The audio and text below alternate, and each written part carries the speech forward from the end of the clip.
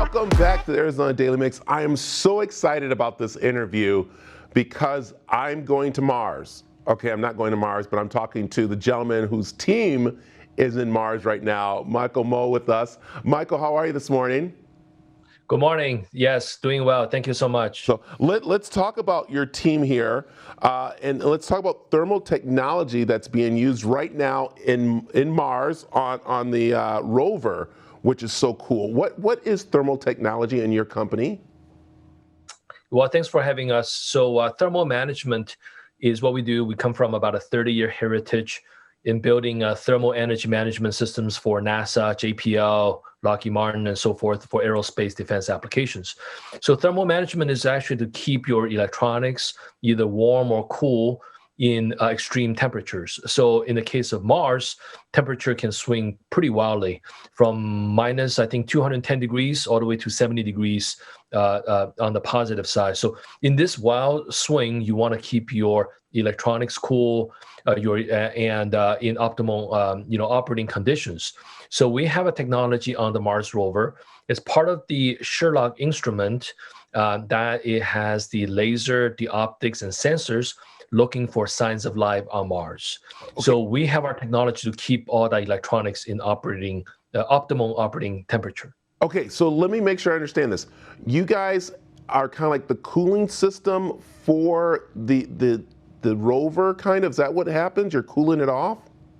Yeah, so there is a instrument on it called Sherlock, and that is the main mission for this Mars rover is looking for signs of life, organic life on Mars surface. So that instrument is the eyes and ears to look for the signs of life. So that instrument is obviously very, very sophisticated. It's got laser, sensors, camera, all kind of stuff. So in the extreme temperature swing, minus 210 to 70 degrees, those instruments could be in high stress. So we make the cooling system and sometimes the warming system, depends on what temperature the outside is, to keep the eyes and ears in perfect operating condition. Okay. This is so mind-boggling. You never even thought about that. But the thing is that this, I mean, we were, what, took 2 years to get there to Mars, I think, or something like that, right? Uh, yeah, it took off I think last July, August. I think last end of July. It took about 6 months 6 months, to get okay. there. All right, see, Yeah. I've been watching too many sci-fi movies. But what's really cool is that the 7 minutes of hell here, what you said felt like 7 years. Tell me a little bit about that. Well, 7 minutes of hell is what they describe when the Mars rover descends from the vehicle to the surface of Mars. And that's a time that you don't have communication or control over the rover.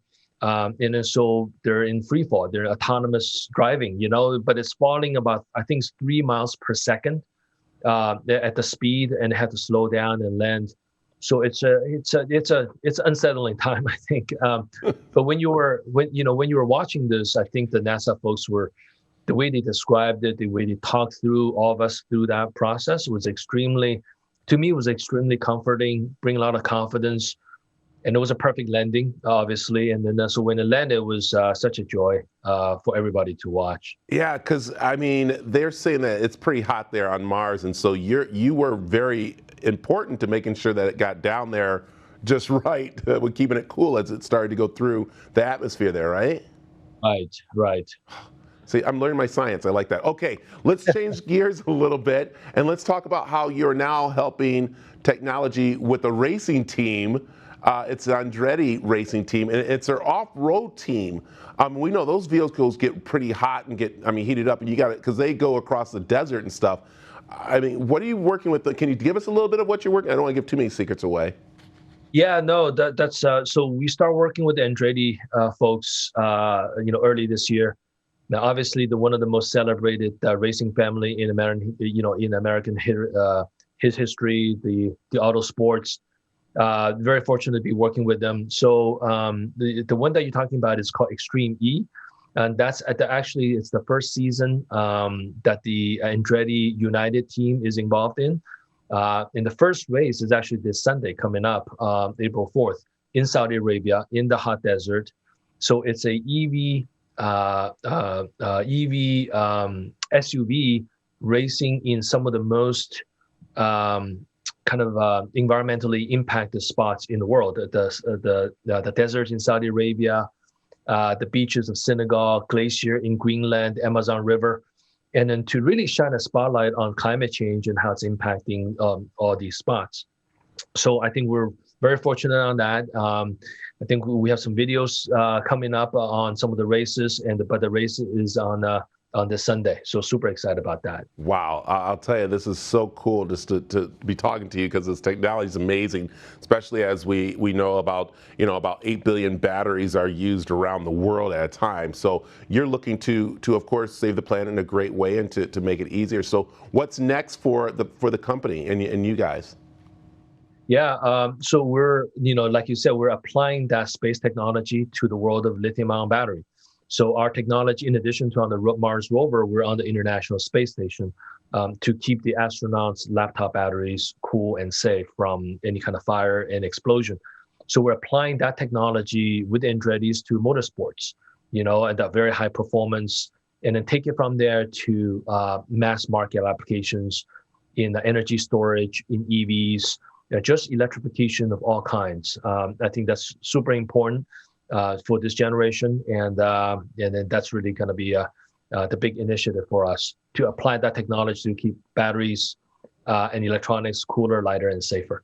All right, Michael, let me ask you this question.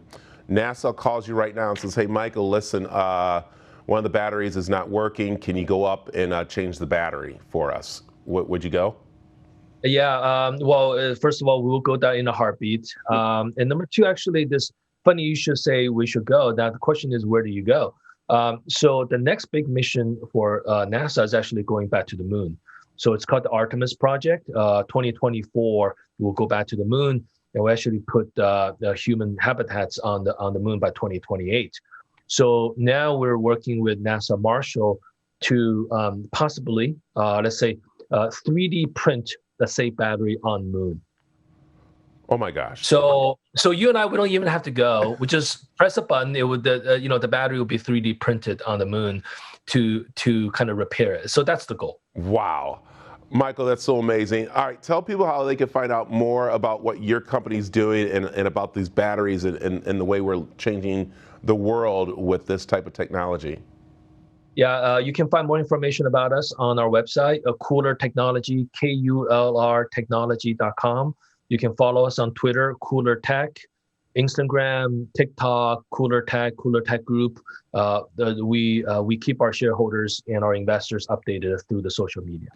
Hey, Michael, I'm glad you joined me this morning. I'm glad we were kind of like at Mars together. Thank you so much, Brad. Yeah, thank you for having us. Thank you.